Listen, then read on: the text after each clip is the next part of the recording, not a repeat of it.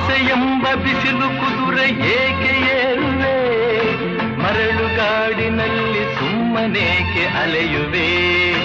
ಅವನ ನಿಯಮ ಮೀರಿ ಇಲ್ಲಿ ಏನು ಸಾಗದು, ನಾವು ನೆನೆಸಿದಂತೆ ಬಾಳಲೇನು ನಡೆಯದು. ವಿಷಾದವಾಗಲಿ ವಿನೋದವಾಗಲಿ ಅದೇನೇ ಆಗಲಿ ಅವನ ಕಾರಣ.